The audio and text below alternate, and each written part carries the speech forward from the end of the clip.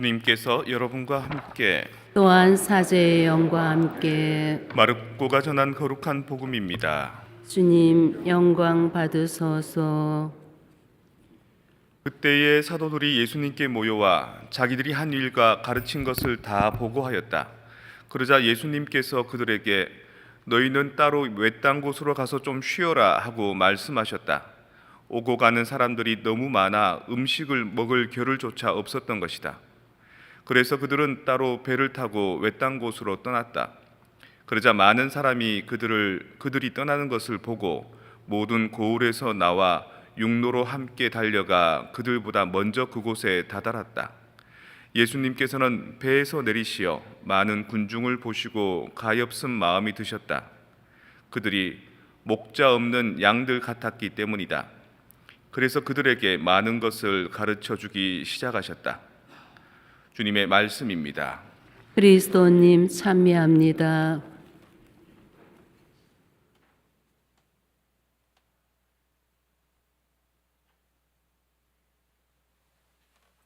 평화를 빕니다. 평화를 빕니다. 중국에 회수라는 강이 있습니다. 물숫자를 쓰는 이유는 그 회하라고 못 부르기 때문인 겁니다. 강하자는 황하강에만 하자를 쓰고요. 또 회강이라고도 못 쓰는 이유는 강자는 또 그 양쯔강에만 쓰기 때문에 이도저도 아닌 회수라고 이름을 지었습니다. 그런데 이 회수가 그냥 자그마한 개울이 아니라 한 1000km나 되는 강입니다. 그러니까 서울에서 부산까지 400km니까 거의 한반도만한 길이의 강인 거죠. 근데 황하강에 묻혀서 양쯔강에 묻혀서 이 잘 모르지만 사실은 중국을 딱 그 남북으로 나누면은 회수를 기준으로 나눕니다. 회수와 그 옆에 있는 산맥이 그 강 위쪽으로는 밭농사를 지어야 되고 강 남쪽으로는 그 논농사를 지어야 되는, 강 아래쪽에는 거의 연간 한 강수량이 한 1000, 그리고 겨울에 1월 달이 돼도 영하 0도가 안 내려가는 곳이고 그 위쪽으로는 또 기후가 완전 다른 그런 기준을 갖고 있습니다. 이게 황하강이 기준도 아니고 양쯔강이 기준도 아닌 회수가 기준이 되는 겁니다. 그래서 그걸 기준으로 해서 중국을 강남, 강북으로 나눕니다.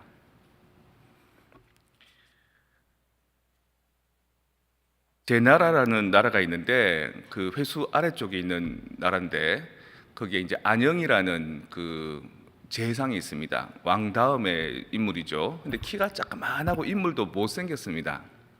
근데 그 사람이 초나라에 가서 뭔가 외교적으로 뭐 섭외할 일이 있어서 갔는데 초나라의 왕이 안녕을 보고 아주 볼품없이 생겼거든요. 재상이라고 하는데 하는 말이, 아니 제 나라에는 인물이 그렇게 없나?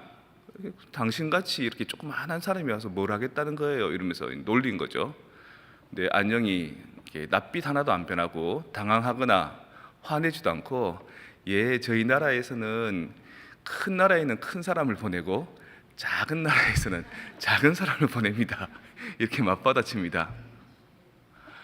이 왕이 열이 받겠죠, 그죠? 그래서 그 마침 그때 이제 도둑놈이 잡혀왔는데 원래 그 초나라 사람이 아니라 제 나라에 있다가 초나라 와서 사는 사람이 도둑질하다 잡힌 거거든요. 그래서 또 안녕한테 또 시비를 거는 겁니다.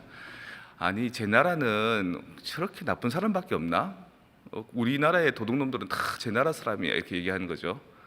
또 안녕이 하는 말이, 예, 원래 강 남쪽에 심던 귤을 강 북쪽에 심으면 탱자가 되는데 그거는 물과 토양, 햇볕이 다르기 때문에 그렇습니다. 마찬가지로 제 나라에서는 참 좋은 사람이고 남의 것 안 훔쳐도 먹고 살 만큼 제 나라가 참 좋은 나라인데 여기 초나라에 오니까 각박해서 도둑질을 하네요, 이렇게 얘기하는 겁니다. 아메리카 대륙이 두 개로 돼 있죠, 그죠? 밑에 남아메리카, 라틴 아메리카고 위에 이제 북미 대륙하고 이제 나누어져 있는데, 여러분들도 느끼지만 라티노들은 좀 다르죠, 특성이. 우리 성당에도 이제 매주 한번 청소해 주러 오는 분들이 있습니다. 화요일 날 와서 청소를 해 주거든요. 2시에 오겠다 그러고 이제 기다리면 그때 안 옵니다. 문 열어놓고 기다리면 안 와요. 늦게 와서 하고 와서도 막 히히덕거리고 시시껄렁거리고 막 제대로 청소도 안 합니다. 그러면서 자기들이 이제 조금 일찍 왔는데 우리가 늦게 오잖아요. 한 20분. 그러면 20분 늦었다고 10분당 얼마 차지를 합니다. 고약하죠, 그죠? 그리고 이제 청소 안 된 거를 사진 찍어가지고 스페인어로 써가지고 이렇게 제시하면 그때 좀 말을 듣습니다. 빠릿빠릿합니다. 최근에도 그 사장이 말도 없이 상의도 없이 그 하루에 또 10불을 또 그 오버 차지를 한 거예요. 앞으로 계속 그렇게 하겠다는 겁니다. 그래서 이제 거래 그만했습니다. 그 다음 주부터 이제 다른 그 청소 업체들을 부른 거죠. 이 귤만 남쪽하고 북쪽하고 다른 게 아니라 이 사람도 그런 것 같습니다. 그런데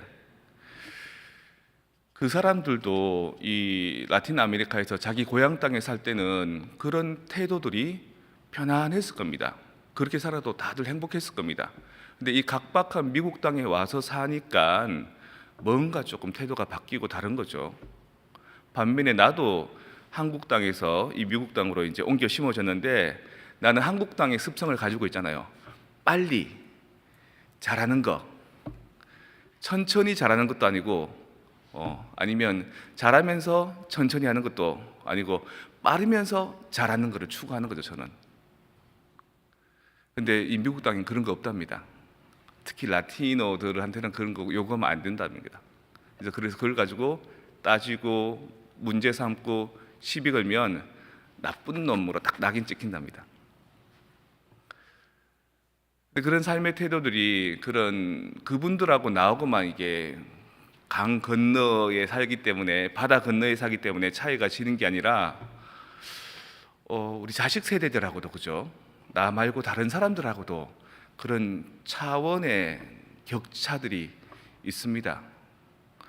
그런 거를 내가 어떻게 받아들여야 될까?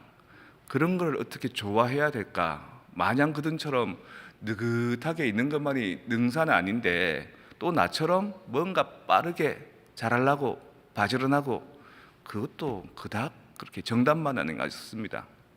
그렇게 하려고 그러다가 심장이 막 벌렁벌렁 뛰고 그렇게 하려고 그러다가 스트레스가 막 보통 이만저만이 아니고 그렇게 하려고 그러다가 결국 병들어 일찍 죽고 돈 이만큼 벌어놓고 한 번도 못 쓰고 그냥 가는 겁니다.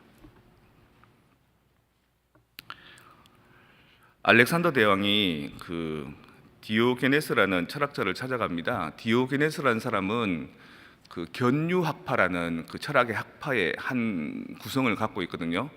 견유의 견자가 강아지 개 견자입니다. 그러니까 시닉스라고 하는데 그 라틴어 말로는 까누스 이르면은 개를 말하거든요. 시닉스 그러면 개 같은 철학을 말하는 겁니다. 개처럼. 왜냐하면 디오게네스가 이제 아무것도 안 가지고 살았는데 바가지 하나를 들고 살았다는 겁니다. 밥도 받아먹고 물도 떠먹고 하게. 근데 어느 날 보니까 개가 물그릇도 없는데 가서 물을 이렇게 핥아 먹더라는 겁니다. 야, 그렇다. 내가 아무 곳에도 안 얽매이고 살고 있지만 그래도 이 표주박 하나에는 매여 있는데 저 개는 그것마저도 자유롭구나. 그래서 그걸 버리고 그때부터 개를 따라 사는 견유학파 시닉스가 된 겁니다. 그래서 우리가 흔히들 하는 말, 야 저거 시니컬한데 그러죠. 조금 비판적인 그 현재의 삶에 대해서 조금 비판적인 관조적인 태도를 갖고 있는 것. 우리는 때로는 알렉산더 대왕처럼 젊은 나이에 나라를 지배하고 세계를 지배해서 큰 선업을 쌓으려고 하는 욕망이 가득할지 모르겠지만 때로는 이 디오게네스, 알렉산더 대왕의 디오게네스를 찾아갔습니다. 나랑 같이 이 세계의 지배를 하고 이 큰 영광을 함께 누리자고. 근데 디오게네스가 아니 그러면 뭐를 얻는데? 그러면 편안하다고, 행복하다고.